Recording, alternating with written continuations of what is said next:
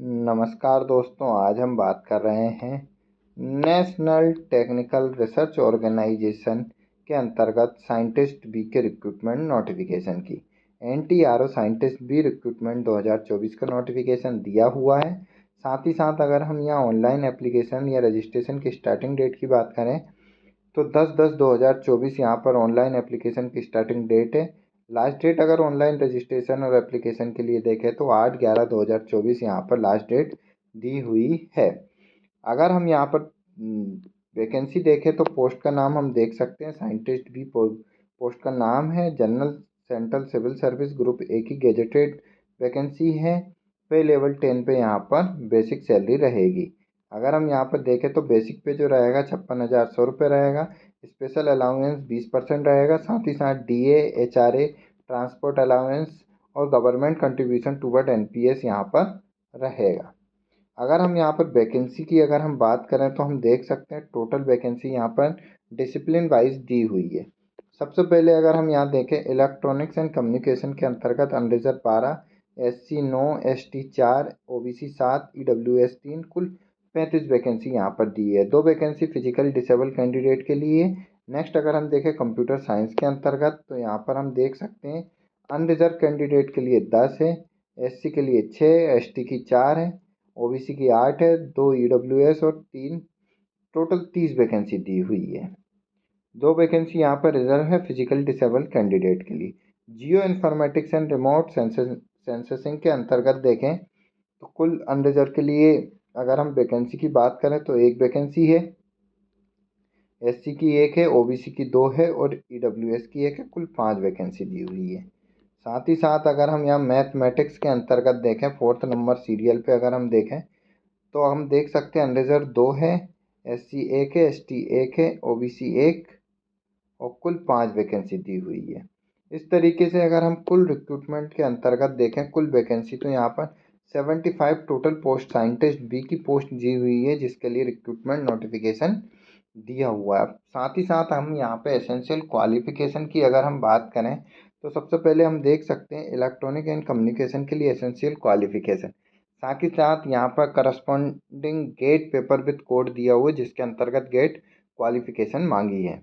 सबसे पहले essential qualification के अंतर्गत अगर हम देखें इलेक्ट्रॉनिक एंड कम्युनिकेशन के लिए तो first class master degree in science in electronics computer science, applied electronics, radio physics और इलेक्ट्रॉनिक फ्रॉम रिकॉग्नाइज यूनिवर्सिटी और इंस्टीट्यूट, या फिर first class bachelor degree in engineering और technology in electronic and communication instrumentation, electronic communication, electronic and power telecommunication, electronic telecommunication, information communication, communication optics and opto electronics, electrical और any other first class bachelor degree in engineering और technology dealing with network और information security technology recognise university और institute.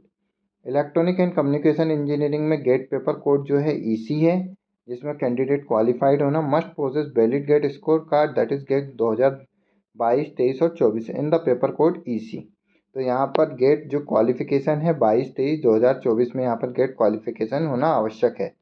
Computer science next अगर हम यहाँ पर देखें जो वैकेंसी है दी हुई थी उसकी एसेंशियल क्वालिफिकेशन की अगर हम बात करें तो यहाँ पर जो है कंप्यूटर साइंस के लिए एसेंशियल क्वालिफिकेशन अगर हम देखें तो first class bachelor degree in engineering technology यहाँ पर मांगी है in computer science, computer science, information technology, information engineering, information technology और any other first class bachelor degree in engineering और टेक्नोलॉजी डीलिंग इंफॉर्मेशन और data science technology from recognise university और institute. Paper code जिसके अंतर्गत gate paper qualified होना चाहिए वो सी है। साथ ही साथ वैलिड जो होना चाहिए गेट स्कोर 2022, 23 और 24 में से तीनों ईयर में से किसी एक साल वैलिड गेट स्कोर होना आवश्यक है। नेक्स्ट जो क्वालिफिकेशन है वो geo informatics and remote sensing के अंतर्गत है। First class master degree in science and geo informatic remote sensing and geo informatic from recognise university और इंस्टीट्यूट, या first class bachelor degree in geo informatic remote sensing, civil engineering, electronic communication engineering और any other relevant first class bachelor degree in engineering और technology with mention geo informatics and remote sensing. As a one of the main subject as recognise university. साथ ही साथ यहाँ पर gate का जो paper question है वो गेट क्वेश्चन पेपर जिसमें क्वालिफाइड होना चाहिए, जी कोड में यहाँ पर क्वालिफाइड होना आवश्यक है। ईयर जो है हम जैसा प्रीवियस में देख चुके हैं, सेम 2022, 23 और 24 में से किसी एक साल में यहाँ गेट पेपर क्वालिफाइड होना आवश्यक है। लास्ट जो है mathematics first class master degree in mathematics, applied mathematics, mathematics computing, mathematics science और any other relevant first class master degree in science which mention mathematics as a major discipline from recognized university or institute, or first class degree in engineering technology in mathematics and computing from recognized university or institute। साथ ही साथ मैं gate paper जो दिया हुआ है वो MH दिया हुआ 2022, 23 या 2024 किन्हीं 3 ईयर में से गेट पेपर क्वालिफाइड होना आवश्यक है। एज लिमिट अगर हम यहाँ देखें तो मैक्सिमम एज लिमिट जो है वो 30 साल यहाँ पर दी हुई है। साथ ही साथ एज रिलैक्सेशन यहाँ पर एज पर गवर्नमेंट ऑफ इंडिया नॉर्म्स के अकॉर्डिंग दिया जाएगा। The upper age limit relaxable maximum 5 year to the central government servant in according to the rules. साथ ही साथ SC/ST कैटेगरी के लिए अगर हम देखें तो 5 ईयर के लिए एज रिलैक्सेशन दिया जाएगा। साथ ही साथ अगर हम यहाँ पर देखें सेकंड नंबर पे अगर ST कैटेगरी के लिए यहाँ पर SC/ST के लिए 5 ईयर, 3 ईयर मैक्सिमम OBC के लिए यहाँ पर एज रिलैक्सेशन दिया हुआ है। नेक्स्ट अगर हम यहाँ देखें अप टू 10 ईयर यहाँ पर फिजिकल डिसेबल कैंडिडेट के लिए भी एज रिलैक्सेशन दिया हुआ है। नेक्स्ट अगर हम यहाँ पर देखते हैं सिलेक्शन प्रोसीजर और स्कीम ऑफ एग्जामिनेशन की अगर हम बात करें तो eligible registered candidate will be shortlist based on GATE score, not GATE marks और GATE rank in descending order. Each category respective subject field. The assessment of the shortlist candidate will be made on the basis of performance in 2 stages. The first stage would be written examination consisting of objective multiple choice question and second stage would be interview as per the detail given below. तो scientist भी 100 question रहेंगे जिसके अंदर का 200 maximum marks का रहेगा, 120 minutes का यहाँ पर रिटर्न एग्जामिनेशन रहेगा। साथ ही साथ अगर हम यहाँ पर देखें नेक्स्ट तो जो क्वेश्चन रहेगा वो इंग्लिश में रहेगा। There will be 4 alternative for the answer of every question for each of wrong answer has been given by the candidate there will be negative marking of 0.5 marks.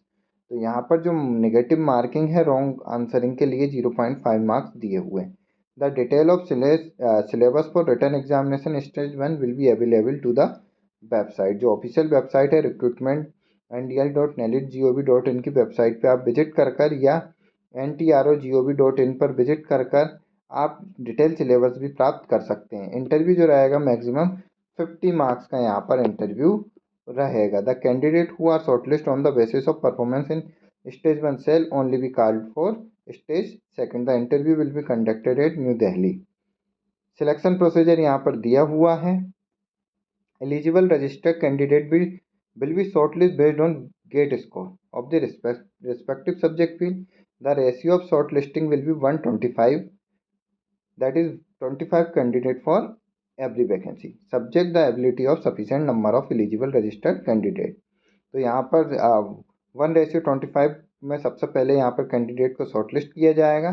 The shortlist candidate will be required to appear in stage 1 written examination where minimum qualifying marks shall be 50% for unreserved category and 40% for reserved category. The candidate who are shortlisted on the basis of their merit position in stage 1 written examination and the reservation policy shall be called for stage 2 interview in the ratio of 1:4 ratio, number of vacancy and number of candidate। तो यहाँ पर 1:4 में stage 2 के लिए यहाँ candidate को बुलाया जाएगा। Out of maximum 50 marks of the stage 2 minimum qualifying marks will be 50% and unreserved category and 40% marks for reserve category candidate। तो यहाँ पर 50% मार्क्स इंटरव्यू में अनरिजर्व कैटेगरी के लिए, 40% मार्क्स क्वालिफिकेशन के लिए रिजर्व कैटेगरी कैंडिडेट के लिए। डिटेल नोटिफिकेशन और अन्य जानकारी जैसे एग्जामिनेशन सेंटर भी यहाँ पर दिए हुए हम देख सकते हैं, गुवाहाटी, न्यू दिल्ली, बेंगलोर, मुंबई, लखनऊ और कोलकाता।